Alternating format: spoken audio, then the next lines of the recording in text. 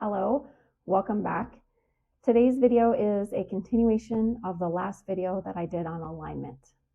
As promised, I want to give you some tips and practices that you can use to realign yourself when you feel that things in your life are off. Why is this important? This is important because in order for us to create the life that we want, to live out our desires, to live in our purpose, to create a life that is healthy and full of energy, and to surround ourselves with the right kind of people. We have to align with those things. That means that our energy, actions, and intentions are all directed towards the same place. If our energy, actions, and intentions all match, then things will flow to us naturally. We won't have to force anything, we won't feel resistance, and we won't feel like we are butting up against a wall. There's a saying that I love that goes, everything aligns when you're aligned. Let me say that again. Everything aligns when you're aligned. That means there's a natural rhythm and flow when you maintain a sense of balance. It is the key to living a life full of harmony, vitality, and fulfillment. It's not about working harder. It's not about forcing things to fall into place or about faking it until you make it. It's about living from your center. Alignment happens naturally when you follow the wisdom you carry inside. Today, I want to share with you some practices that have worked well for me personally to keep myself mentally, physically, and energetically aligned, as well as some general tips you can follow to stay in the flow. There are no tricky gimmicks, no rules to follow. These are suggestions only. So as I always say, do what works for you and follow your own inner guidance. Let's get started. Before we get into the how-tos, I want to quickly review the warning signs that we talked about in the last video that will tell you when something is out of alignment in your life. Something is not in your highest good. This can be a relationship, the place where you're living, a job situation, many different things. Number one, you will know when something is not in alignment when you physically feel unwell.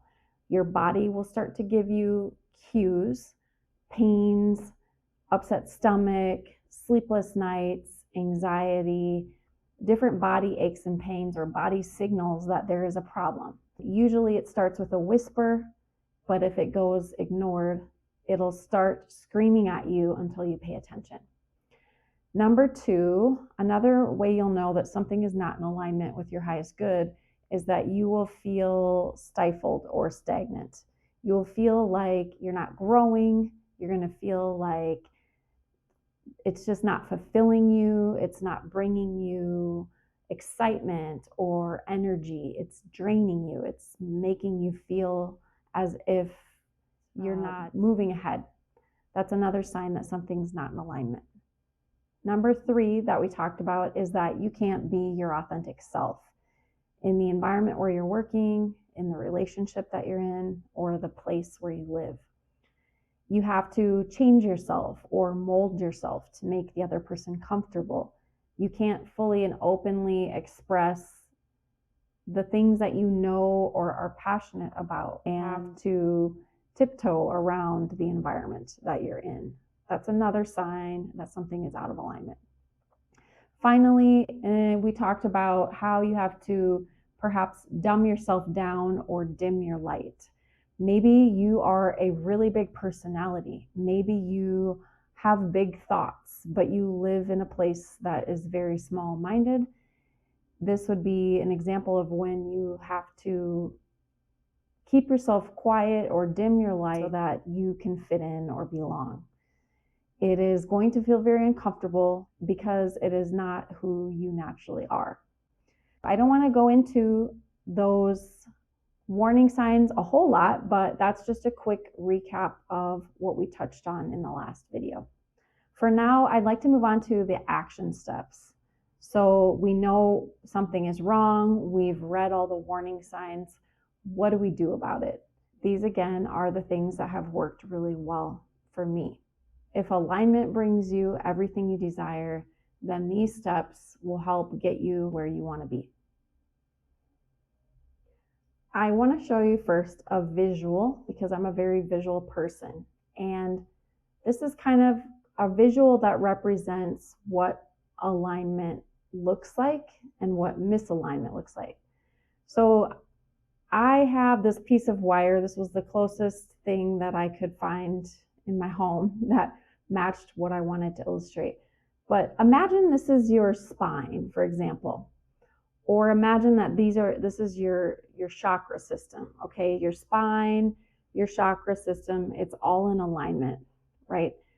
If you hurt your back or you're exercising or you do something that throws one of your discs out of alignment, what's going to happen?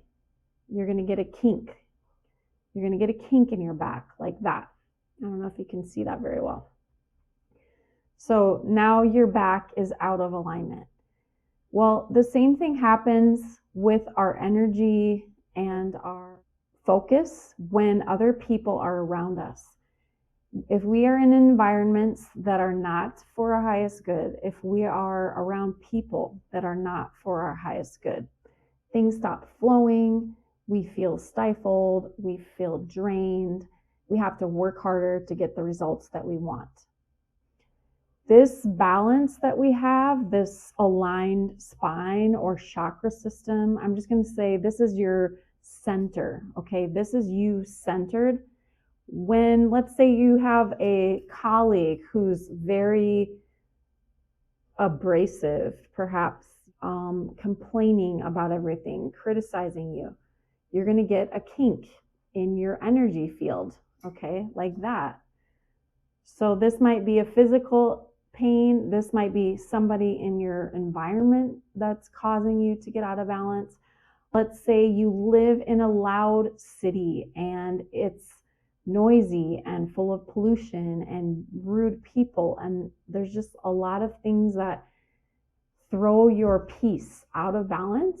Okay, now you're going to get another kink here. Let's just pretend. So just imagine every day we're moving through our world, through our life, bumping up against people, places, and situations that throw us out of alignment. Okay, it is our job then, no matter what environment we're in, to realign ourselves. This person threw me off, this situation threw me off, this is not vibing with my frequency. How do I realign this? How do I fix it? We want it to be straight, because you can see here, even imagine your back, right? You can't walk straight if your back is out of alignment. If your car is out of alignment, the wheels are out of alignment, your car isn't going to drive straight. Same thing with us, with our energy, our focus, our attention. It has to stay balanced and centered, or we just do not flow. We don't operate the way we are created to operate. So today we're going to look at some examples. How do you straighten this out? How do you get these kinks out of here? And how do you keep them out? Because every day there's going to be some sort of a challenge for you to stay aligned. So that's what I want to get into today. First, I'm going to start with some ways you can get yourself into internal alignment, and then we'll focus on external factors or external alignment. If you follow Esther Hicks or Abraham Hicks at all, she talks about alignment a lot. Alignment is key for manifestation. It's key for maintaining your focus and your center, and it's key for moving through your day with ease and flow. So the thing she talks about that I've really tried to practice daily is right away in the morning, before you leave the house, you are not letting social media, you are not letting other people demand of your time or attention. You're not letting things distract you, like immediately up and doing business or tending to other people's needs. The first thing you're doing in the morning is tapping in and tuning in with your own inner guidance system. And the only way that you can do that is through silence, through stillness, and through meditation. So I have found that the days where I take the time in the morning to tap in and tune in with myself, where I give myself a lot of spaciousness in the morning, a lot of quiet time in the morning, I'm so much more focused and productive the rest of the day. If, however, I have a lot going on, my schedule is full, and I don't really have the option to take the morning slow, maybe I have a morning appointment or commitment, or something that's going to take my energy and attention, those days I have to be very intentional to build that space in later on. This is especially true if you are an introvert. Let me give you an example. Let's say your daughter, Caroline, is very shy, very quiet, very introverted. And Caroline, before she even has the chance to tap in with herself in the morning, she's thrown into school with a bunch of loud, screaming kids. Her teacher's telling her to do this, the other kids are telling her to do this, and she feels like she's getting pulled in a million directions. Caroline is a child that likes to be creative. She's curious. She likes time to think on her own and recharge on her own. So imagine with an introvert like that, kids or adults, it doesn't matter. If you don't give yourself that spaciousness or that alone time, that quiet time in the morning, and you're thrown into this environment, whether it's work, school, whatever it is, where there's a lot of chaos and commotion, there's a lot of people tugging at your energy and demanding things of you, imagine how chaotic that's going to be inside of you. Okay, your whole internal system of balance is going to be thrown off.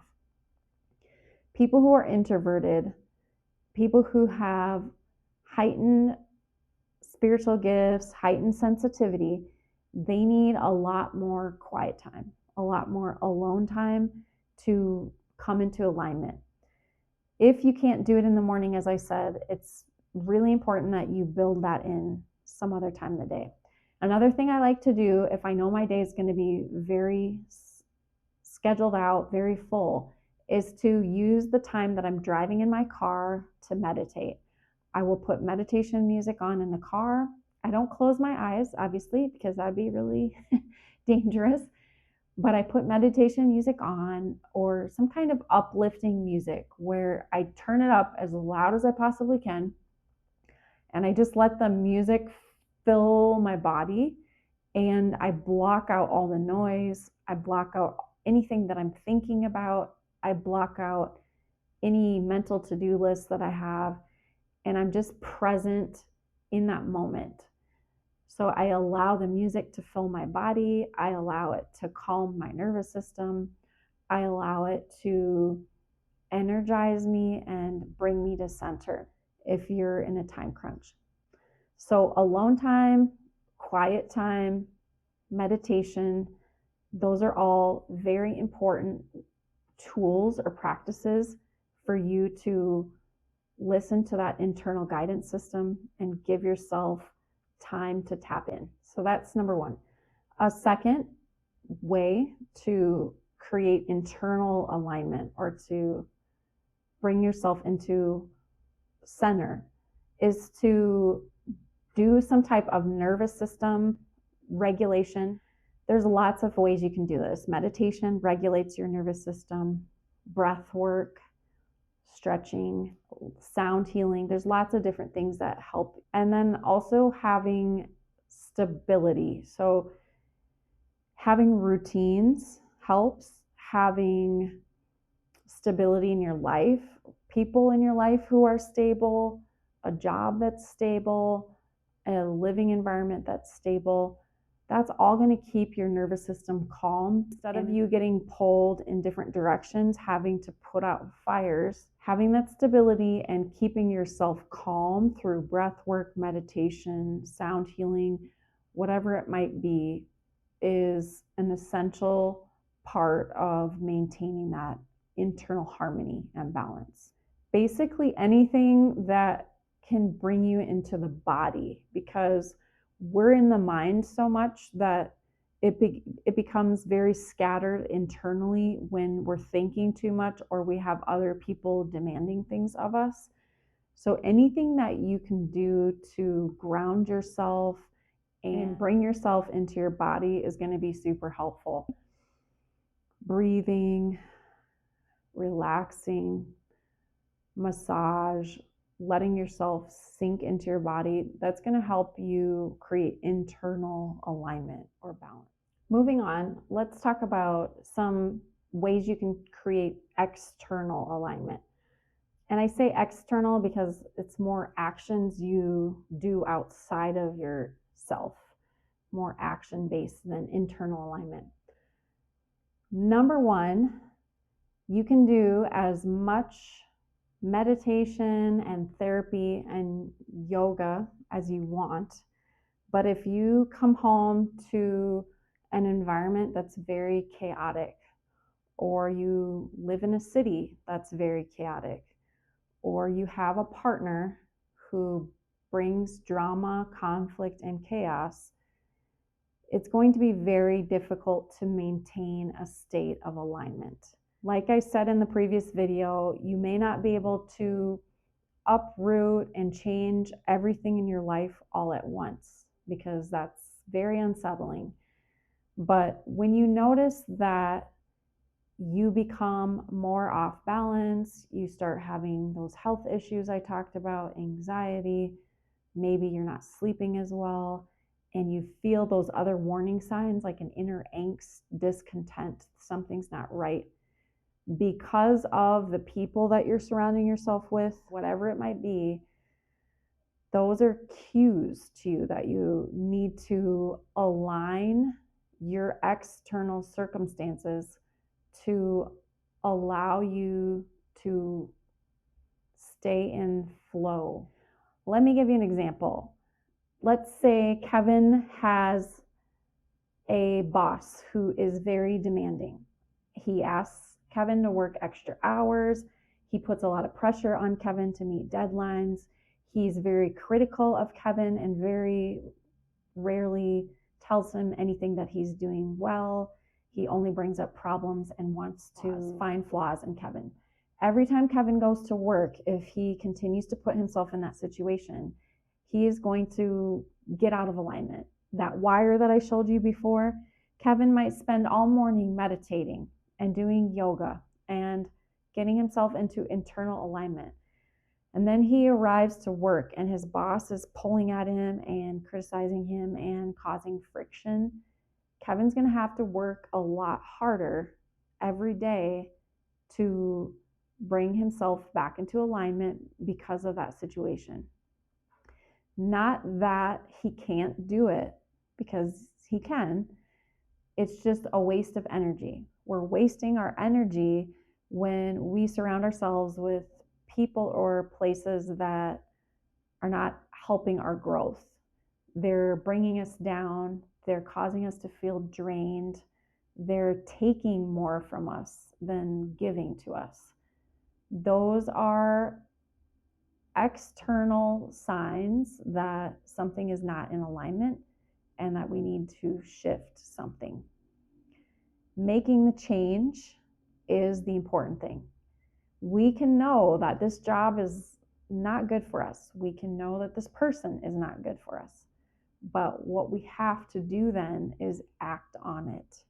If we stay in that job for 10 years and every day we go to that job, we hate it so much and we come home feeling exhausted, we're never going to get ahead. So just think about, you're in alignment, you go to this place or you're around these people, you get out of alignment. So every day you work in your way to put yourself back into balance, back into harmony, and then you go in this environment and it just throws everything off. You can see that that is a waste of time, right? You're not getting ahead, you're not growing, You're not able to really focus on your growth and evolution and learning and advancing. You're only focused on survival, on basically undoing the harm that is done to you while you're in that environment. Being surrounded by the right people and the right environments is crucial. Number 2, any situation or person that causes you to self-abandon is going to throw you out of alignment. So a step that you can take is to notice the people and situations in your life that cause you to self-abandon. What I mean is, you have to always be the one to compromise. You have to always be the one to lead and come up with solutions and repair conflicts that come up in the relationship. It means that you have to silence yourself because maybe the person or environment isn't able to receive your truth. It might mean that you always cave in to what other people want. You people please. Wherever you notice that you're not seen, heard, or valued, wherever those environments are, the action step would be to remove yourself from that place. And again, that's not always easy. It's not always a matter of if, but when. When is the right time to remove myself from this situation, and how do I do it strategically so that I'm not throwing my nervous system into a state of fight, flight, or freeze. Not able to focus on your own needs and desires when you are surrounded by people that just want to take from you or ask you to give up your needs or change yourself in some way. So that's the second external factor. The last one that I want to end with is matching your actions to your words. This is a huge one, because when we tell ourselves something, or when we tell someone else something and then we don't do it, or maybe we do the opposite of that, that is bringing us out of our center. Acting with integrity, following through in our word, being consistent, those are all ways to maintain alignment in your life. You're aligned with the direction that you're being called. You're aligned with your internal guidance. You're moving in the direction that matches what you want to experience.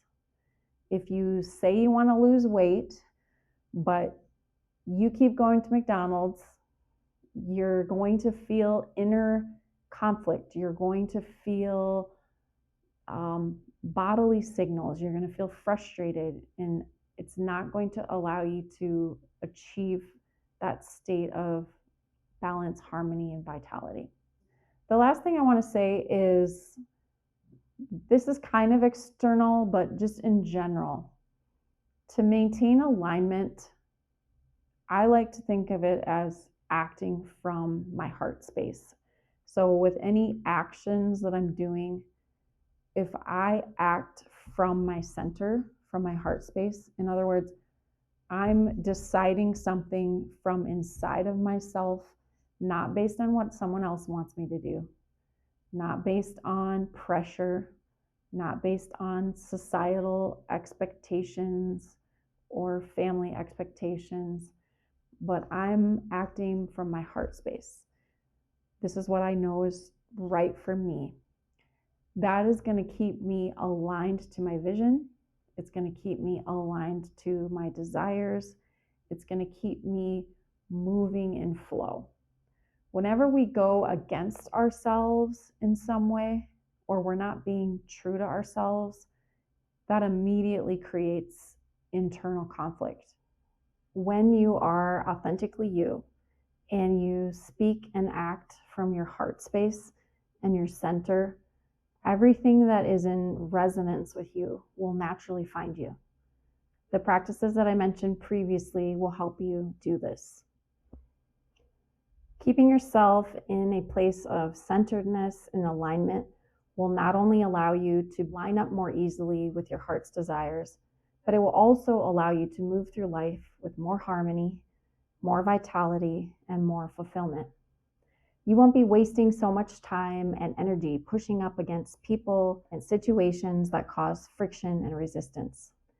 Staying in alignment is an act of self-love.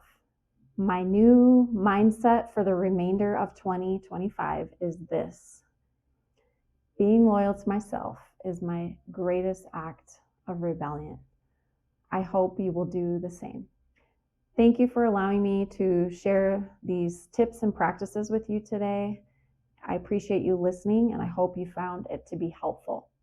After this video, stay tuned for a guided meditation that I'm created that will walk you step by step through a series of visualizations that you can use to realign and recenter with your desires.